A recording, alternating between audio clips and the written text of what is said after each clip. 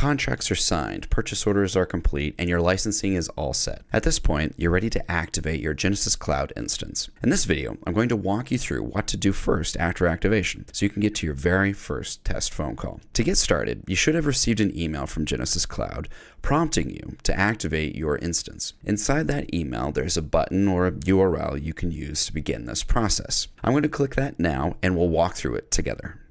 Okay, here we are in front of the email that I have for activation, and we'll go ahead and click that now to get started. Okay, so I've been prompted here when clicking that link to go ahead and create my Genesys Cloud account. So I will do that now. We're going to go ahead and choose our region. This is important of where your instance is going. Go ahead and choose on the East Coast of the US, choose that. West Coast for a little bit better connectivity. I'm going to choose the West. Most of my clients usually end up being in that West region, so I'm familiar with a bit of those URLs. Those URLs will be different from what region that you're going to use, and so it may not necessarily be a big deal when you're first opening up Genesys Cloud and kind of going to the links and everything, but once you get into that world of what API links are going to use, that is where the URL is going to be really critical to what region you're going to be in. So I'm going to choose US West, and then I'm going to go ahead and hit and say sign up.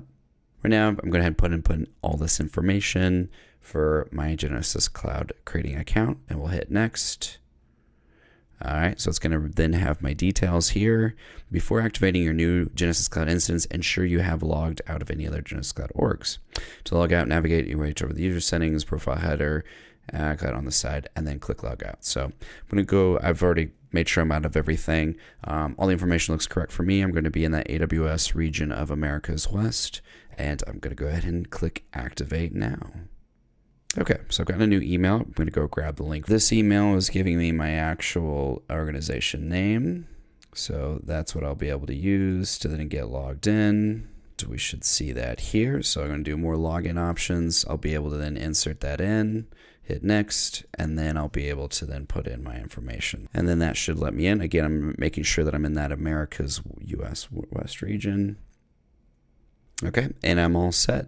Now I have all logged in. Over here on the right, there's going to be no information down here about my phone yet. So we're going to be doing a few things to go ahead and get that set up so we at least have that ready to go up front. But before we do that, let's go ahead and go over to our roles section. Just make sure that we have our user all set up correctly. So I'm going to go over here to users.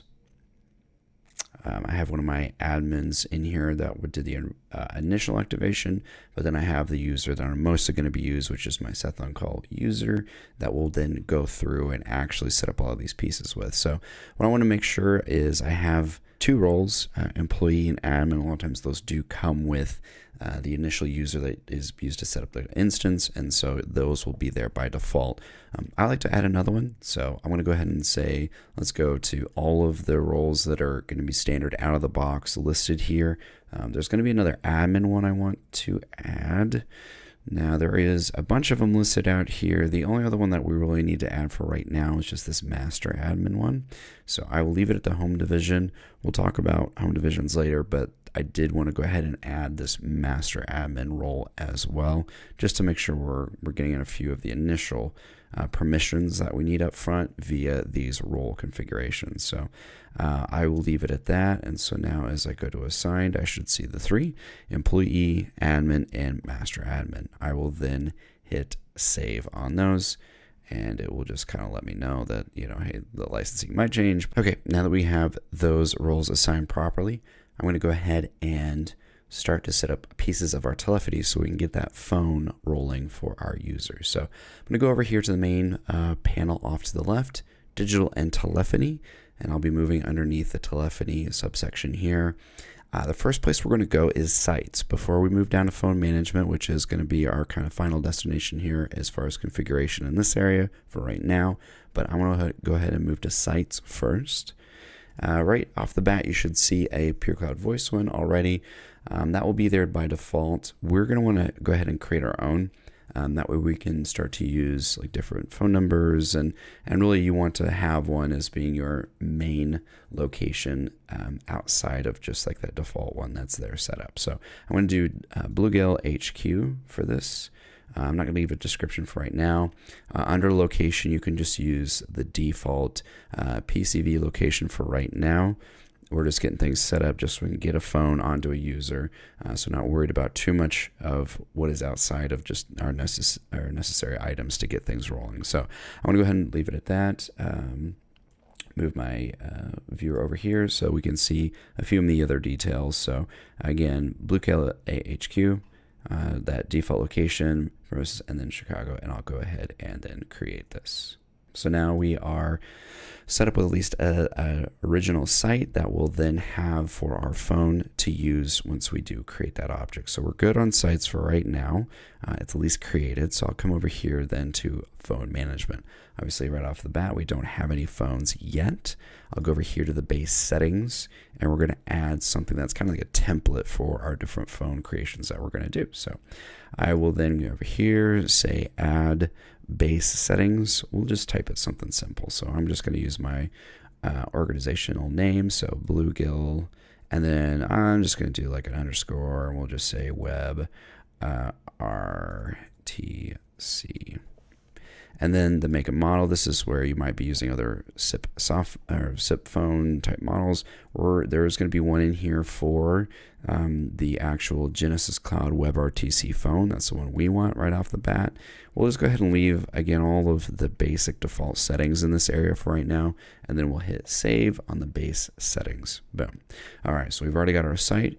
We've got our base settings for the WebRTC style of phone, and now we're actually ready to create a phone object. So I'm going to come over here.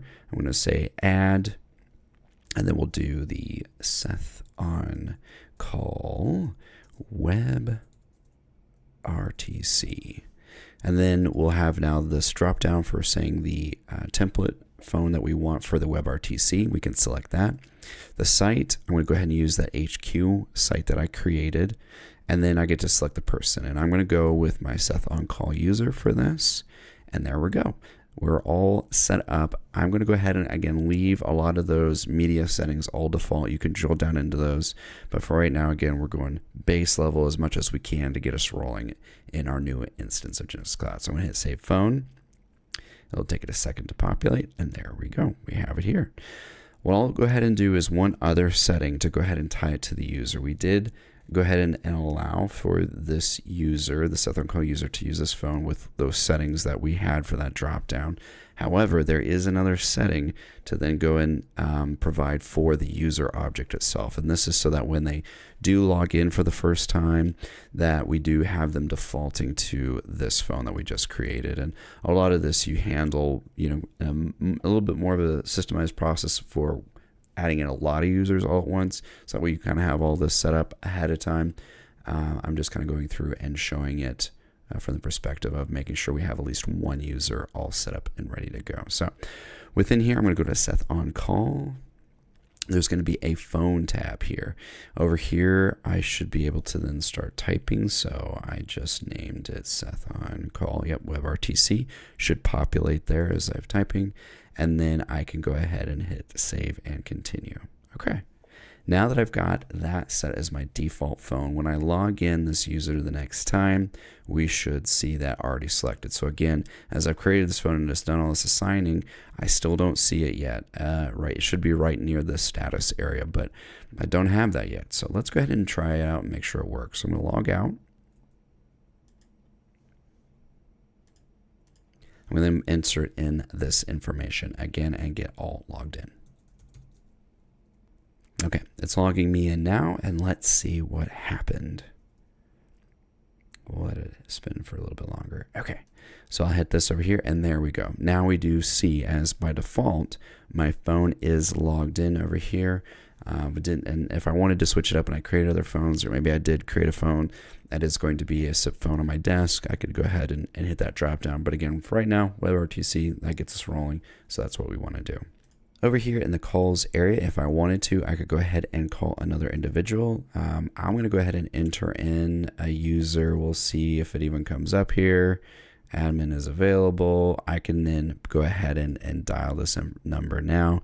And that allows for me to at least hit the voicemail for right now. So getting that voicemail prompt, but hey, at least we're able to launch something of an internal phone call for right now. We haven't really set up too much of what's going to be our external communications at this point. However, internally, we're at least able to go ahead and hear that audio of our WebRTC phone and know that we are set from that user perspective of having a phone. So if I want to go ahead and start building out some call flows, want to go ahead and maybe make some prompts on that, I have that WebRTC to at least give me that initial step. So I would say so far right now, we really have a good start. Exciting stuff. And there we have it, right from email activation all the way through getting our Genesys Cloud org set up, choosing the region that's most appropriate for us, and then going through and actually seeing our user profile, making a few adjustments that we need to for those role configurations.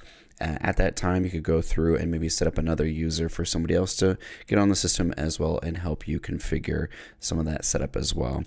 The other pieces that I think are going to be important at this stage is also to go ahead and get other users into the system so that way they can start seeing and getting prepared for maybe training sessions that need to take place on the system. You're also going to have your other phone setups for those users as well. With that, we have our initial site configuration, getting some of that phone template stuff set up so that we can use it more so in the future. The next steps here would be then going over and setting up those internal numbering plans for a bit more of a build out. Right now, we'd really just be able to call users by name in the directory. We'd want to be able to at least have a little bit more of a number schema internally, and we can still do that without setting up too much to the external world yet. So that would be a great step as well. I'll be building out some of that configuration in my next video in this series. If you found this video helpful, if you wouldn't mind giving it a like, and as always, thanks for being on call with me. Well, hello there, fellow office worker. Are you stuck filling out TPS reports and have no time for that VoIP system upgrade that was supposed to happen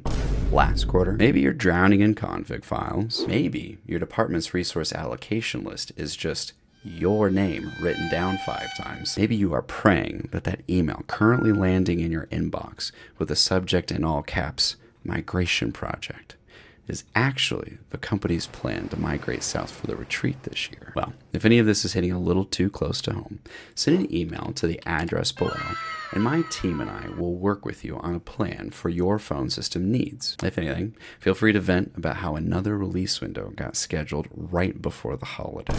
Reach out today for more info.